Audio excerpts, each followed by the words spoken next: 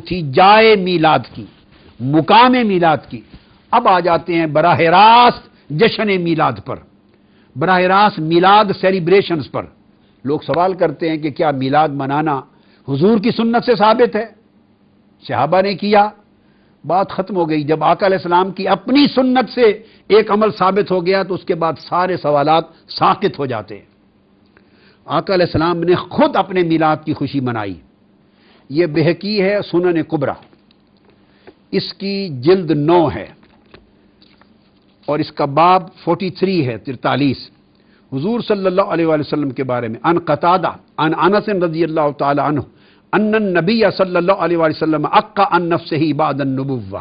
بعثت اعلان نبوت کے بعد آقا علیہ السلام نے اپنی طرف سے عقیقہ کی. عقا کا لفظ ہے، عقا کا ایک ذیل میں رکھ لیں. عقا ولادت کی خوشی میں، ولادت کے طور پہ بکرا ذبح کرنا، کھلانا، یہ جو عمل ہے اس کو عقیقہ کہتے ہیں. یہ بہقی کی، میں 2-3 احادیث کی کتب پہلے عرض کر لوں، اس کے بعد پھر میں اس کی انٹرپریٹیشن پر آتا ہوں. یہی حدیث مسند الصحابہ امام رویانی نے بھی روایت کی ہے، جو 307 ہجری میں جن کی وفات ہوئی. اسی حدیث کو، اس کو قتادہ عن انس ان النبی صلی اللہ علیہ وسلم عقا عن نفسہ بعد ما بعثہ اللہ نبیا، کہ حضور علیہ السلام نے نبی کے طور پہ مبعوث ہونے کے بعد اپنی طرف سے عقیقہ یعنی بکرے ذبح کیے اور بکرے ذبح کر کے کھانا لوگوں کو کھلایا. یہ دوسری حدیث ہے جس کو میں نے مسند رویانی کے حوالے سے عرض کیا. پھر یہی حدیث مجمع الزوائد امام حیثمی روایت کرتے ہیں عن انس ان النبی صلی اللہ علیہ وسلم عقا عن نفسہ بعد ما بعث نبیا، بعثت کے بعد آقا علیہ السلام نے اپنی طرف سے عقیقہ کیا. اس حدیث کو امام طبرانی نے بھی اوسط میں روایت کیا ہے اور اسی کو امام ابن القیم نے زاد المعاد میں بھی روایت کیا. اور وہ فرماتے ہیں یہ حدیث پہلے تو انس حضرت سمامہ حضرت انس سے روایت کرتے ہیں اور حضرت قتادہ حضرت انس سے روایت کرتے ہیں اور حضرت ایمن حضرت انس سے روایت کرتے ہیں. 3 سندوں کے ساتھ روایت کرتے ہیں. ان النبی صلی اللہ علیہ وسلم عقا عن نفسہ بعد ان جاءتہ النبوہ، اور فرماتے ہیں یہ حدیث ابو داؤد سے بھی مروی ہے کہ حضور علیہ السلام نے نبوت کی بعثت کے بعد اپنی طرف سے ایک عقیقہ کیا. یہ لفظ ہیں جو تمام طرق کے ساتھ یہ حدیث آئی ہے. اب جو بنیادی چیز یہاں میں بیان کرنا چاہتا ہوں وہ بڑی لطیف، اس پر شرح کرتے ہوئے امام جلال الدین سیوطی فرماتے ہیں. یہ تو وہ احادیث تھی. امام جلال الدین سیوطی فرماتے ہیں کہ حضور علیہ الصلوۃ والسلام کا عقیقہ حضرت عبد المطلب آپ کے دادا 7ویں دن کر چکے تھے. یہاں 3 نقطے بڑے قابل توجہ ہیں. فرماتے ہیں کہ یہ جس کو عقا عن نفسہ بعد النبوہ کا لفظ آیا ہے، امام سیوطی فرماتے ہیں کہ در حقیقت چونکہ عقیقہ کا تعلق ولادت سے ہوتا ہے، وہ ولادت کی خوشی میں، ولادت کی مسرت میں، اظہار شکر میں اللہ کی بارگاہ میں صدقہ اور خیرات کیا جاتا ہے. عقیقہ کا تعلق ولادت سے ہے کہ بکرے ذبح کیے جاتے ہیں.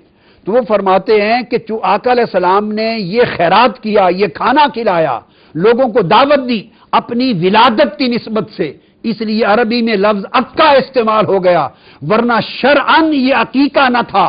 چونکہ عقیقہ تو آپ کے دادا جان حضرت عبد المطلب آپ کی ولادت کے 7ویں دن آلریڈی کر چکے تھے، اور عقیقہ شریعت میں ایک بار ہوتا ہے، دوبارہ اس کا اعادہ نہیں کیا جا سکتا. عقیقہ کبھی دوبارہ نہیں ہوتا، ایک ہی بار ہوتا ہے.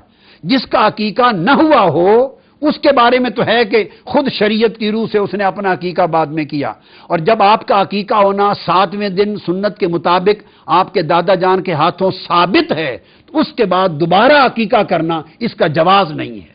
یہ امام ابن عساکر میں کوٹ کر رہا ہوں، تاریخ دمشق الکبیر.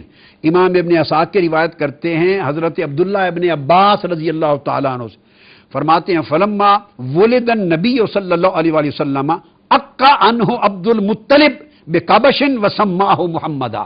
جب حضور صلی اللہ علیہ وآلہ وسلم کی ولادت ہوئی، عبداللہ ابن عباس فرماتے ہیں تو آپ کے دادا جان عبد المطلب نے آپ کا عقیقہ کیا، ایک دمبا ذبح کر کے، بکر چھترا ذبح کر کے، اور آپ کا نام محمد صلی اللہ علیہ وآلہ وسلم اناؤنس کر دیا.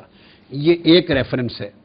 اب اسی طرح امام ابن عبد البر الاستیاب فی معرفت الاصحاب میں لکھتے ہیں، اکرمہ حضرت عبداللہ ابن عباس سے روایت کرتے ہیں کہ ان عبد المطلب خطن النبی صلی اللہ علیہ وآلہ وسلم یوم سابعہ وجعل له مأدبہ، حضرت عبد المطلب نے 7ویں دن حضور علیہ السلام کا عقیقہ کیا اور عقیقے میں چھترے ذبح کر کے آپ کا کھانے کا اہتمام کیا۔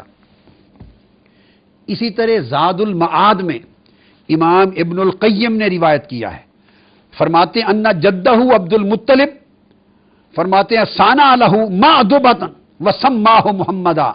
اکرمہ عبداللہ ابن عباس سے روایت کرتے ہیں کہ یہ یوم سابعہ وجعلہ مأدبہ وسماہ محمدا، حضور کی ولادت کے 7ویں دن حضرت عبد المطلب نے حضور کا عقیقہ کر دیا تھا اور آپ کا نام محمد صلی اللہ علیہ وسلم اناؤنس کر دیا تھا۔ اب یہ امام جلال الدین سیوطی ہیں الخصائص الکبریٰ میں، ولما ولد النبی صلی اللہ علیہ وسلم اکا عنہ عبد المطلب بکبش وسماہ محمدا، آپ کی ولادت کے 7ویں دن آپ کے دادا جان نے آپ کا کر دیا تھا۔ یہی امام ابن حجر اسقلانی نے فتح الباری میں بیان کیا ہے، اسی کو امام قرطبی نے احکام القرآن میں روایت کیا ہے۔ الغرض اسی کو سیرت حلبیہ میں امام حلبی نے بیان کیا ہے۔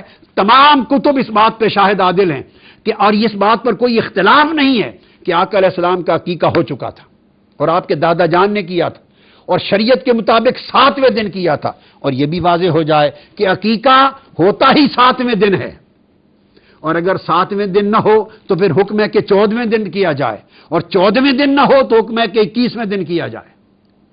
یعنی 40 سال میں آقا علیہ السلام کی بعثت ہوئی اور 40-50 برس آقا علیہ السلام اپنا عقیقہ کیسے مؤخر کر سکتے ہیں؟ تو اس میں یہ اب ترمذی شریف کی کتاب میرے سامنے ہے، جامع ترمذی، اس کا باب ہے من العقیقہ۔ حضور علیہ السلام نے فرمایا، آقا علیہ السلام نے قال قال رسول اللہ علیہ وسلم الغلام مرتہن بعقیقتہ یذبح عنہ یوم السابع ویسمى ویہلک رأسہ، فرمایا کہ بچہ مرہون رہتا ہے، قرض دار رہتا ہے اپنے عقیقے کا جب تک 7ویں دن اس کا عقیقہ نہ کر دیا جائے۔ تو کیا یہ تصور کر لیا جائے کہ معاذ اللہ آقا علیہ السلام کو 50 برس اور 40 برس کی عمر کے بعد تک آپ نے اپنے آپ کو قرض دار رکھا ہو صدقہ اور خیرات کا، اور آپ کے دادا جان نے معاذ اللہ قرض دار رکھا؟ ناممکن ہے۔ فرمایا 8ویں دن عقیقہ کر دیا جائے کیونکہ بچہ قرض دار ہے اس صدقہ کا۔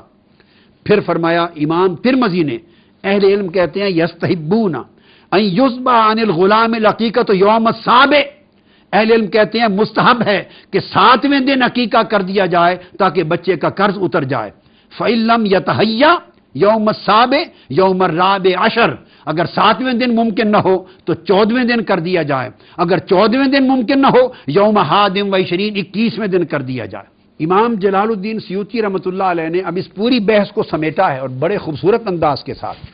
پہلی بات وہ لفظ کہ اکا ان نفس عباد النبوہ، کہ نبوت کے بعد آقا علیہ السلام نے اپنی طرف سے بکرے ذبح کیے، لفظ اکا آیا ہے، اس اکا سے بعضوں نے عقیقہ شرعی مراد لیا اور وہ بات غلط ہے، اس لیے کہ اس پر میں نے تمام احادیث سے یہ ثابت کر دیا کہ عقیقہ شرعی عقیقہ مسنونہ ملت ابراہیم کے مطابق آپ کے دادا 7ویں دن کر چکے تھے، اور احادیث نبوی نے فرمایا کہ عقیقہ ہوتا ہی 7ویں دن یا 14ویں یا 21ویں دن ہے، اور اگر نہ کیا جائے تو بچہ قرض دار رہتا ہے۔ تو اور یہ چونکہ دور جاہلیت میں بھی یہ سنت موجود تھی، ادا کر دی گئی۔ اگر کسی کو خیال آئے کہ وہ دور جاہلیت میں کیا گیا تھا اس لیے حضور نے عقیقہ دوبارہ دہرایا تو یہ بڑی جہالت کی بات ہوگی۔ اگر دور جاہلیت کی بات قابل قبول نہیں اور دہرانا پڑتا ہے تو حضور علیہ السلام کا پہلا نکاح حضرت خدیجہ الکبریٰ کا بھی دور جاہلیت میں ہوا تھا، بعثت سے پہلے ہوا تھا، آپ کی بعثت سے 15 سال پہلے ہوا تھا، 25 برس عمر تھی، تو 15 سال اعلان نبوت سے پہلے کا نکاح تھا۔ تو حضور میرا گھر ہے، مصطفیٰ کے گھر کی وجہ سے کھائی ہے، یہاں میرا گھر بھی ہے۔ کعبہ کس کا گھر ہے؟ بولو نا، کعبہ کس کا گھر ہے؟ فرمایا حبیب اس مکہ شہر میں 2 گھر ہیں، حرم میں آؤ تو میرا گھر ہے، سارا جہان میرے گھر کے طواف کے لیے آتا ہے، سین کعبہ سے نکل کے سوق اللیل میں آمنہ کی گلی میں چلے جاؤ تو وہاں تیرا گھر ہے۔ تو میرے حبیب میں نے مکہ کی قسم کھائی ہے، گھر میرا بھی یہی تھا پر اپنے گھر کی وجہ سے نہیں، وَأَنْتَ حِلٌّ بِهَٰذَا الْبَلَدِ، تیرا گھر اس شہر میں ہے، تیرے گھر کی وجہ سے قسم کھائی ہے۔ تو شہر کی قسم تو کھا رہا ہے مصطفیٰ کے گھر سے، تو والد کی کس کی قسم کھا رہا ہے؟ اب میری بات سمجھے، اللہ کا اپنا والد تو ہے نہیں، لم یلد ولم یولد، نہ اس کا والد ہے نہ اس کا ولد ہے، نہ باپ نہ بیٹا. تو میں نے ایک مہمہ پردہ کر دیا، اگر کوئی انکار کرے تو اسی سے پوچھ لو، پھر بتا دو کس کے والد کی قسم ہے. سنیں، اگر قسم ہوتی سیدنا ابراہیم علیہ السلام کی صرف انہی کے لیے، اگر ان کی قسم انہی کی خاطر ہوتی تو سیدھا نام لے لیا جاتا، قسم ہے ابراہیم کی، قسم ہے موسیٰ کی، قسم ہے اسماعیل کی، قسم ہے آدم کی. اگر ان کی قسم ان کی وجہ سے ہوتی تو ان کا نام لیتے، ان کا والد کیوں کہا جاتا؟ اور والد کوئی ہوتا کیوں کر ہے؟ اگر کسی کا بیٹا ہی نہ ہو تو کوئی اس کو والد کہتا ہے؟ والد کون بناتا ہے؟ ماں باپ کی طرف سے بیٹا بنا، بیوی کی نسبت سے شوہر بنا، بہنوں کی نسبت سے بھائی کہلایا، پھوپھیوں پھوپھروں کی نسبت سے بھتیجا کہلایا، خالاؤں کی نسبت سے بھانجا کہلایا. تو باپ کہلایا. والد وہ کس نے بنایا اسے؟ وہ بیٹے نے بنایا. بیٹا ہوا تو والد ہوا، ولد ہوا تو والد ہوا. تو وہ جو قسم کھا رہا ہے کسی نبی کا نام لے کر نہیں، فرماتا ہے ووالدن، اور قسم ہے کسی والد کی. کون سا والد؟ تو بھئی ہم تو عمر بھر سوچ بیٹھے، ہمیں تو سوائے والد مصطفیٰ کے کوئی اور نظر نہیں آیا. مراد ابراہیم علیہ السلام ہی کیوں نہ ہوں بے شک، مگر وہ والد ہیں مصطفیٰ کے صلی اللہ علیہ وآلہ وسلم. اور اس میں ایک اشارہ بھی ہے، جب ابراہیم علیہ السلام نے کعبہ تعمیر کر لیا تو جو دیواریں اونچی ہونے لگی تو ایک پتھر اٹھا کے لے آئے، اس پتھر پہ کھڑے ہو گئے تو ساتھ ساتھ پتھر بھی اونچا ہوتا جاتا. سیدنا ابراہیم علیہ السلام پتھر پہ کھڑے ہو گئے، اسماعیل علیہ السلام ساتھ سامان تعمیر کا مہیا کرتے رہے. کعبہ تعمیر ہو گیا. جب تعمیر ہو گیا تو کعبے پر کھڑے تھے، آپ کے جو قدم تھے تو پتھر کا سینہ پگھل گیا اور آپ کے دونوں قدم اس کے سینے پر ثبت ہو گئے، نقش ہو گئے دونوں قدم. اب اسی پتھر پہ کھڑے تھے، کعبہ کی تعمیر مکمل کر لی تھی تو عرض کیا ربنا تقبل منا انک انت السمیع العلیم اذ یرفع ابراہیم القواعد من البیت و اسماعیل.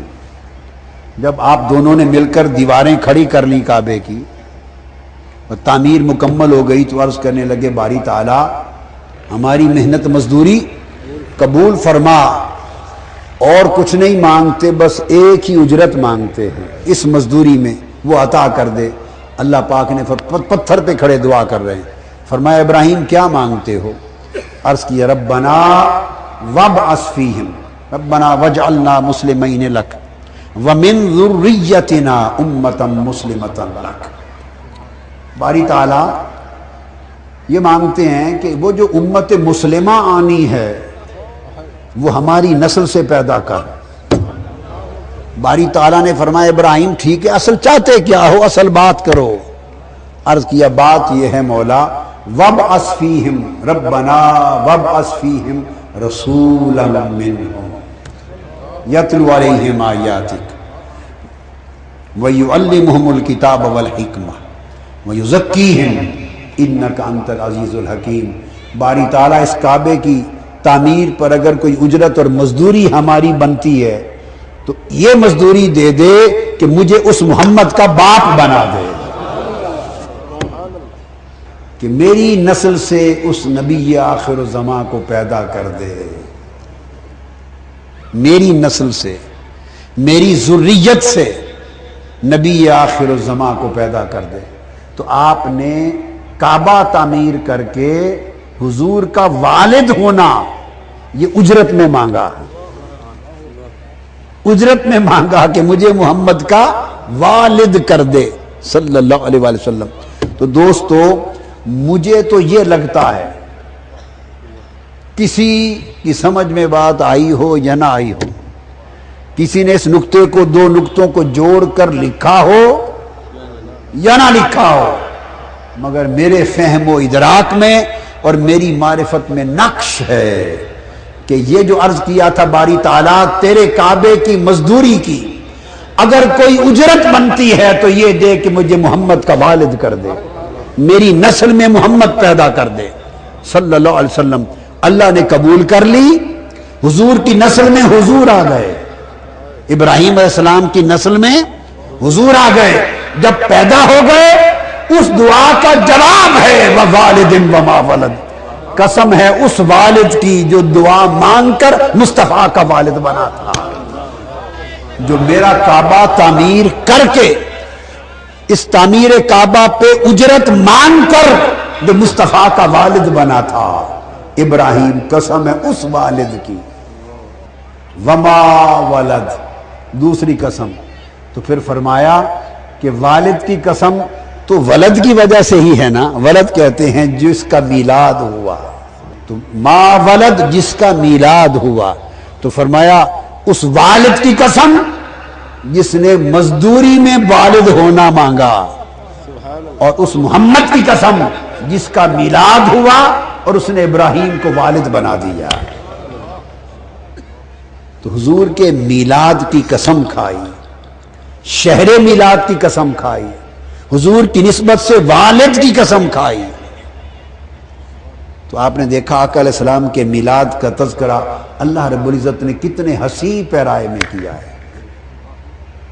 اور پھر جو خاص بات ہے وہ یہ کہ وہ قدموں کے نشان کبھی نہ مٹے۔ پیغمبر کا معجزہ ہوتا ہے جس پتھر پہ پیغمبر قدم رکھتا ہے وہ پگھل جاتا ہے۔ ابراہیم علیہ السلام اس پوری سرزمین پہ